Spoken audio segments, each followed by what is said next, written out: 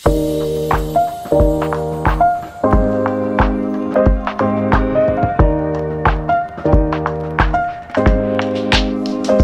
visi. Ankstesnė epizoduose apie automobilių pirkimus minėjau, kad Lietuvoje labai įdomiai susiklosto rinkoje, kad jeigu žiūrime kainas pas mus naudotų automobilių mūsų portaluose ir kokiuose vokiškose, tai didelis kainų skirtumas kartais atsiranda.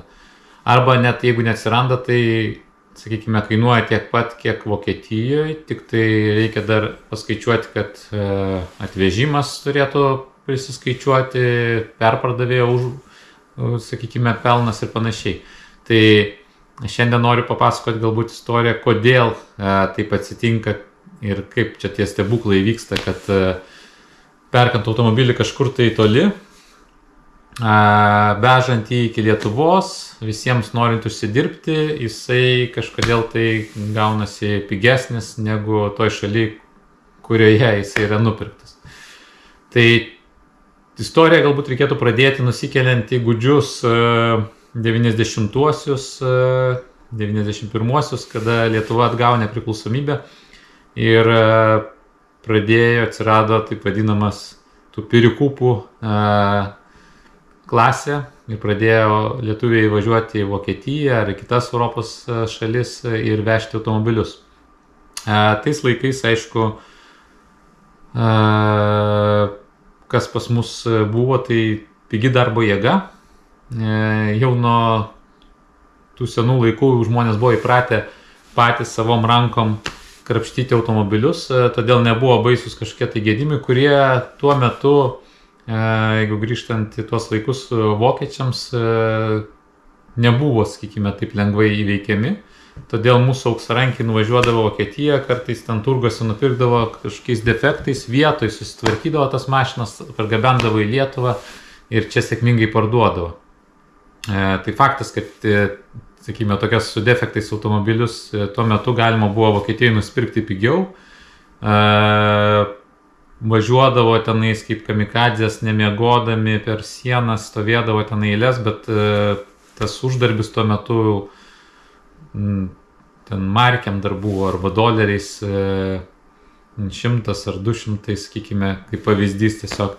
Tai būdavo dideli pinigai pas mus, todėl žmonės dėl to stengdavosi ir galėdavo kažką tai tokio ale pigesnio atvežti. Na ir kurį laiką tas tęsiasi, bet kas pasidarė eigoje, kaip žinote, tai vienas dalykas, kad pačioje Vokietijoje pradėjo atsirasti daugiau migrantų. Tai reiškia, kad atsirado stipri antrinė rinka naudotiems automobiliams, net ir su defektais pačioje Vokietijoje. Tai automatiškai paaugino kainos tenais, nes tie patys arabai, turkai, kitų šalių atstovai, migrantai, jie susikūrė savo bendruomenės, patys galėjo tenais tvarkytis ir jiems nebuvo jau toks didelis iššūkis, kaip patiems vokiečiams, nebuvo tai brangu pasitvarkyti tos defektus. Kitas dalykas, aišku, Europos Sąjunga, atsivėrė sienos, muitai, sakykime, dingo, atsirado daugiau šalių Europos Sąjungoje ir į tas pačias Vokietiją, Prancūziją ir kitas šalis pradėjo važiuoti ir iš kitų šalių, sakykime, tie perpardavėjai Lenkijos, Bulgarijos, Rumunijos. Ir vėlgi, automatiškai, kai didėja paklausa, kas įvyksta, kyla kainos. Ir šiai dienai, iš principo, taip pačioje Vokietijoje, sakykime, nusipirkti tvarkingą automobilis, kuris neturėtų didesnių defektų, yra iš tikrųjų labai brangu. Ir realiai vokiečiai patys arba savo antrinėje rinkoje, jiems irgi trūksta tų automobilių, tai jie moka už tvarkingus su nedidelė rida automobilius tikrai gerą kainą. Todėl tokį automobilį nupirkti, pargabenti į Lietuvą, jį dar, sakykime, tenais išplauti, paruošti pardavimui ir dar, kad liktų kažkoks uždarbis, yra žiauriai sunku, praktiškai neįmanoma. Ta prasme, tas automobilis iš principo turėtų kainuoti brangiau negu Vokietijai. Bet ką mes turim istoriškai susikloščiusi, kad lūkesčiai pirkėjų mūsų lietuvių yra dar tose gūdžiose laikose, kai automobilis turėdavo pigiau negu pačioje Vokietijoje. Ir iš principo tokį turim užburtą ratą šiuo metu, kad dalis pirkėjų vis dar nesuvokia, kad pasikeitė laikai ir jeigu nori gero kokybiškai naudoto automobilio, turi mokėti tiek pat, kiek vokietis moka, ar prancūzas Prancūzijoje, ar kitos šalies gyventojas. Ir kita vertus, jeigu nori turėti kažkokį pigiau negu rinkoje, vokiškoje rinkoje, pavyzdžiui, kainuojantį automobilį, tai reiškia, turi susitaikyti, kad jame bus arba buvo kažkokių defektų, kurie buvo vienokiu ar kitokiu būdu pašalinti. Kito būdo, kaip nusipirkti pigiau ir kaip tą automobilį padaryti pigesnę kainą ir parduoti čia ir dar užsidirbti, tiesiog nėra. Nes niekas neturi tenais kažkokių tai paslėptų aikštelių arba kažkokių tai ten kanalų, kur gali tenais prisipirkti automobilių ten mažesnė negu rinkos kaina, atsivežti, nieko jiems nedaryti ir užsidirbti. Tai va, o kita vertus ir tų pačių perpardavėjų tarsi negalima labai kaltinti iš kitos pusės, nes jie vėlgi, jeigu atveš, nupirks brangesnį automobilį, kad ir labai geram stovi, žiauriai ilgai prasidavinės arba liks labai nedidelis uždarbis ir tiesiog neverta investuoti tiek daug pinigų ir sakykime, ten tą mašiną pusę metų ir ilgiau pardavinėti. Nes faktas, kad pradžioje vis tiek psichologiškai žmonės žiūri tuos automobilius, kurie yra pigesni, gražus, negražus kitas dalykas, bet kaina kol kas vis dar yra tas kriterijus, į kurį atsižvelgiama labiausiai.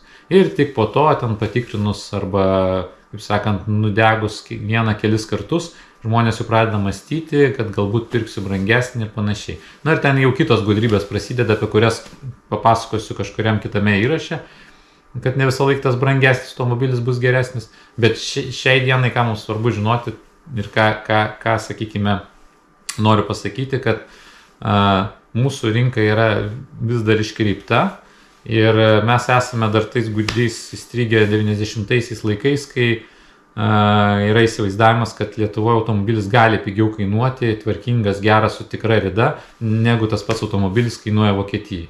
Tai yra visiškas mitas, bet tokia yra realybė. Dabar kaip atsitinka, kad gali mums tas perpardavėjas naudotų automobilių atvežti automobilį, nupirkęs kažkur vakarų Europoje ir kad jisai, sakykime, įtilptų į tą įsivaizduojamą mūsų lietuvio pirkėjo rinkos kainą. Ir būtų pigesnis be abejo negu toj pačioj Vokietijoje ar kitoj šalyje. Tai yra eilė, sakykime, tų gudrybių arba suktybių, nes dažniausiai tai nebūna labai švarų žaidimai. Tai, sakykime, pradėkime nuo ko, kad vienas iš tokių paprasčiausių, turbūt vadinkime, dalykų, kai yra nuperkamas automobilis kitoje šalyje ir tiesiog jam yra atsukama rida. Tai daugelį šalių, paimkime tą pačią Belgiją, tą pačią Prancūziją, tai yra net mokestinė sistema už automobilius, sakykime, metiniai mokesčiai tam tikri ir kurie priklauso vienas dalykas, tai nuo aišku, automobilio variklio apimtis dydis, kuro rūšis, bet labai svarbus yra akcentas dedamas taip pat kilometražą. Tai reiškia, kuo mažesnis kilometražas, tuo ir mokesčiai būna atitinkamai mažesni. Todėl tokie automobiliai tose pačiose šalyse irgi yra labai vertinami ir kainos jų rinkos yra daug didesnis. Ir vėlgi, priešingai, jeigu automobilis yra ten su jau didesnė rida, tai tada tokį automobilį apsimoka parduoti ir, sakykime, galima nupirkti už mažesnę kainą. Bet vėlgi, grįžtant į Lietuvą, tai niekas nenori pirkti automobilio, kuris turi 300 000 ridos ar daugiau.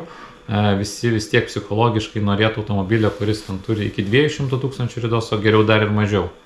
Aišku, laikai pasikeitė ir šiek tiek, sakykime, tas keičiasi, bet vis tiek turint didesnį ridą sunkiau parduoti už brangiau. Todėl kas atsitinka, tai arba automobilis jau transplantuojant iki Lietuvos kažkuriam momente jam atsukama rida, arba jau, kai jisai atvyksta čia, tiesiog pakoreguojama rida pagal tam tikrus dokumentus, kiek duoda, kad negalima būtų atsekti ir viskas. Jisai parduodamas kaip, sakykime, apynaujis automobilis ir nieko labai neinvestuojant, tiesiog ten išplaunant ir panašiai, galima kelis kartus pakelti jo vertę ir taip užsidirbti. Tai pratęskim apie tos, sakykime, būdus, kaip pas mus automobiliai tampa pigesni, negu mes juos matome vakarų Europoje, Vokietijoje, Prancūzijoje. Apie ridos atsukimą jau pakalbėjom. Kitas dalykas, kaip, sakykime, pavyksta pigiau nupirkti automobilius, tai dažniausiai būna po defektų. Tai pirmiausia, tai yra kėbuliniai, tai reiškia, kad buvę auto įvykiai. Ir čia aš kalbu daugiau ne apie kažkokius tenais smulkius, žinot, kaip ten pabraižymai, ten nedideli ar panašiai, bet kalbam daugiau apie tokius auto įvykius, kaip kur būna pažeistus kažkokios konstrukcinės dalis, ten daugiau dažymų detalių, kartais oro pagalvės iššaudžiusios ir panašiai. Tai reikia tik tai atkreipti dėmesį, kad aišku įvykis įvykių nelygų, bet realiai vėlgi dažniausiai tenais kažkokios senesnės mašinos sudaužimų jau nebeapsimoka pirkti perpardavėjams, dėl to, kad jinai kainuos brangiau čia sutvarkyti, negu jos ten, sakykime, tas kaina ir uždarbis. Tai todėl dažniausiai yra pirkami brangesni automobiliai. Tai fenomenas tik tai tame, kad realiai, kadangi pigesnių automobilių nebeapsimoka vežti sudaužimais ir tvarkyti, nes pas mus ganėtinai brangios tvarkymo kainos, tai realiai apsimoka naujesnius ir brangesnius. Tai čia toks fenomenas gaunasi, kad tarsi norite brangesnio automobilio ir jeigu norite jį nusipirkti pigiau negu rinkos kaina, tai labai didelė tikimybė, kad nusipirksite labai stipriai daužtą ir panašiai. Tai šitoje atveju irgi reikia būti labai atsargiems ir jeigu matote, kad automobilis tikrai pigiau kainuoja negu visi kiti automobiliai arba, sakykime, lietuviškas automobilis salone naudotas, tai didelė tikimybė, kad kažkas su juo yra negerai. Ir čia tada reikėtų tikrintis detaliau. Dar vienas defektų pobūdis yra, kur pastaruoju metu padaugėjo tokiu atveju, nes klimatas keičiasi, kad ir kaip tai jau nuvalkytai skambėtų, bet vakarų šalyse dažnėja įvairūs potviniai. Toje pačioje Vokietijoje jau ne vieną ir ne antrą vasarą ir rudenį būna. Ir tikrai pastebiu, kad aukcionuose daugėja tokių automobilių, kurie yra su, sakykime, po potvinių. Tai čia vėlgi neaišku, kiek ten buvo užlieta ir panašiai, kartais gal ir nieko tenais šiek tiek tas užliejimas, bet dažnu atveju tai būna problemos, kurios jūsų lauks ateityje, nes tik po kurio laiko gali visoks pelėsis išlysti, gali kažkokie laidai pradėti trumpinti ir panašiai. Bet tokį automobilį perpardavėjas tikrai gali pigiau nusipirkti vakarų Europoje ir tada išdžiovinti, kaip sakant, kažką pakeisti galbūt ir tada parduoti jums. Kas toliau, sakykime, tai dar vienas irgi su klimato kaita dažnai susijęs dalykas, tai yra automobiliai po krušos. Tokių automobilių irgi daugėja ir vėlgi dalis krušos būna nestipri, kur tikrai galima ir mūsų meistrai labai tvarkingai išlygina ir sutvarko, bet dažniausiai tokie automobiliai ir nebūna labai pigesni nupirkti. Todėl dažniausiai perkami po tokios stipresnės krušos, kur tvarkyti yra arba ganėtinai brangu vakarų Europoje, arba, sakykime, yra pažeidimų daugiau, kur po to bus sunku tokį automobilį parduoti vietoje. Todėl jis geriau parduodamas pigiau eksportui, negu, sakykime, tvarkomas ir parduodamas vidiniai rinkai. Tai kas būna, sakykime, pažeidimai ant stogo dideli, kur net dažai pažeisti, stiklai sudaužyti, žibintai sudaužyti ir panašiai. Tai, sakykime, tokios dalis, kurios, jeigu automobilis naujesnis, tai ganėtinai brangus. Ir čia vėlgi atkreiptų dėmesį tai, kad kaip ir su daužimais didesniais, taip ir su kruša, dažniausiai tada perkami yra brangesni, naujesni automobiliai, nes krušos padarinių, sakykime, žalos šalinimas yra brangus, tai tikrai neapsimoka ten už kelis tūkstančius pirkti mašinos, kuri po to ten kainuoja 5000 ir jie atstatinėti, tai perkami tikrai brangesni automobiliai, nes tada apsimoka dar ir galima uždirbti, nes darbą reikia investuoti daug, tai suprantama ir nieks nenorės ten dėl kelių šimtų eurų tokį automobilį pirkti ir perpardavinėti. Tai, sakykime, toks pažeidimas. Dabar dar vienas tipas pažeidimų, tai daugiau ne pažeidimai, o techniniai gedimai. Vėlgi, su tais pačiais techniniais gedimais, sakyčiau, pastaruoju metu vis mažiau pasitaiko, dėl to, kad vienas dalykas ir pas mus ne taip ilgu jos šalinti yra, kitas dalykas toje pačioje Vokietijoje, Prancūzijoje ir kitose šalyse atsiradė nemažai imigrantų, kurie irgi pigiau tvarko tas mašinas vietoje ir jos atsidarė antrinėje rinkoje tose pačiose šalyse. Tai jeigu tenai, sakykime, nežymus kažkoks gedimas sutvarkomas lengviau, tai tikrai bus automobilis ten parduotas ir sutvarkytas. Jeigu tai žymesnis gedimas, tai vėlgi priklauso nuo jo pobūdžio, ne visą laiką jie apsimokės pirkti. Bet vėlgi, tai vėl viena iš opcijų yra, kada galima nusipirkti, sakykime, užsienyje pigiau tą mašiną, sutvarkyti čia galbūt Lietuvoje mažesniais kaštais ir parduoti ir kažką uždirbti. Tai vat yra, sakykime, tokie pagrindiniai turbūt būdai, kaip sakykime, tas automobilis atsiranda Lietuvoje ir tampa pigesniu nupirkti negu užsienyje. Tai kaip ir minėjau, pirmas dalykas ir dažniausiai turbūt paprasčiausiai padaromas tai yra ridos atsukimai. Antras dalykas tai yra įvairūs techniniai, mechaniniai pažeidimai. Tai auto įvykiai, kruša, potviniai, na ir paskutiniai turbūt vietai būtų tiesiog mechaniniai gedimai. Toliau, jeigu automobilį perki tvarkingą, su tikra rida, be kažkokių didesnių įvykių padažymų, tai praktiškai visais atvejais jisai kainuos tikrai brangiau negu Lietuvoje. Vienas dalykas, kitas dalykas, kaip aš sakiau, reikia nepamiršti, kad reikia atvežimą skaičiuoti ir čia priklausomai nuo šalies gali kainuoti, jeigu ten įmam Vokietiją, Prancūziją, Italiją, tai nuo kokių 600 eurų iki 1000, net ten kelių šimtų eurų. Plus priklausomai nuo biudžeto automobilio perpardavėjas tikrai norės uždirbti ne mažiau kaip kokius 700-800 nuo pigesnių automobilių, gal 500, o nuo brangesnių tai tikrai 1000 ir daugiau, nes nieks nenorės investuoti ten 15-20 tūkstančių ir uždirbti tik tai porą šimtų eurų. Tai va, visa ir matematika susiveda tiesiog. Dėl to ir sakau dažnai klientams ar bendrai, jeigu ieškote automobilio, pasižiūrime pirmiausia, kiek kainuoja panašus automobilis Vokietijoje, pridedame tuos mano minėtus kaštus ir tada žiūrime, kiek jis turėtų kainuoti čia Lietuvoje tvarkingas. Ir jeigu matome, kad žymiai skiriasi ta kaina, tai tada praktiškai arba apeinam tokius skelbimus, arba tiesiog tada aiškinamės, kur yra, sakykime, tie defektai, kokie buvo, ir tada jau sprendžiam, priimtini jie mums, nepriimtini, pasitikrinam automobilį ir tada galim pirkti. Ir čia dar pabaigai norėčiau paneigti tokius mitus, kad ten kažkas kažkur turi ten galbūt kanalus, kur ten nuolatos perka dideliais kiekiais ir dėl to gaunas pigiau. Tai galbūt vienetai kažkie yra, susitarimai atskiri yra, bet šiaip stebuklų šiais laikais didelių nebūna.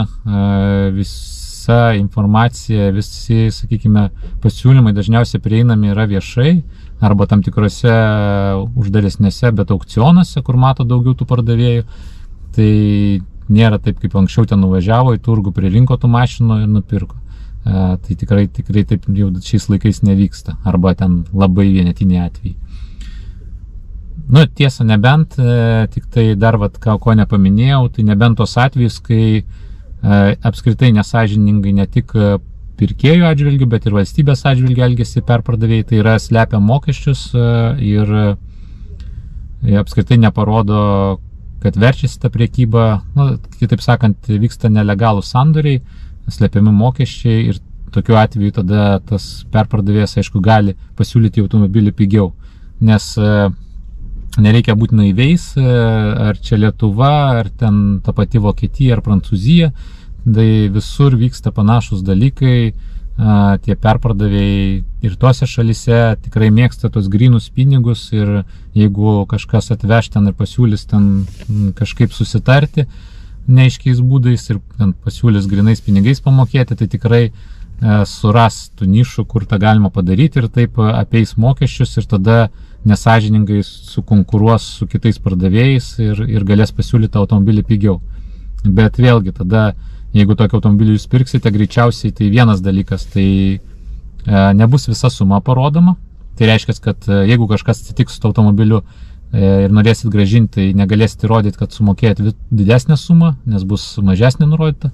Antras dalykas, kad daugeliu atveju jūs net ir nerasite to pardavėjo po to, nes jisai pardavinės ne nuo savęs, ne nuo įmonės, o tiesiog tarsi jūs pirktumėt nuo to paties vokiečio, prancūzo, italo ar panašiai.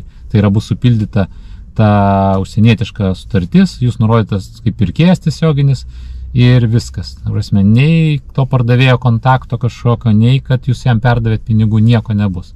Tai aš visą laiką griežtai nerekomenduoju taip daryti, nepirkti iš tokių perpardavėjų. Vienas dalykas, jeigu ten nerūpi jums, sakykime, mokesčiai ir panašiai, tai bent jau dėl to, kad neapsigautumėt patys ir neliktumėt po to ant ledo, liaudiškai sakant, nes po to liksit ir be mašinos normalios, ir be pinigų, ir galėsit pats spręsti tas bėdas. Čia dar tuo atveju, jeigu jums pasiseks ir dokumentai nebus kokie suklastoti, mašina kokia nors tenais išregistruota ar panašiai, ir dar galite likti ir be to pačio automobilio apskritai. Tai dar kartą patarimas, nesivelti tokius neaiškius sandorius. Jeigu perkate automobilį, rodote visą sumą, tada perkate, kad matytųsi tikrai to pardavėjo duomenis, tikrinate jo dokumentus, arba perkate per įmonės duomenis ir panašiai. Ir tik tokiais atvejais galite bandyti rizikuoti, jeigu norite kažką tai pigiau rinkoje nusipirkti. Visais kitais atvejais stebuklų nebus, vienaip ar kitaip reiškia, jūs kažkur bando apgauti.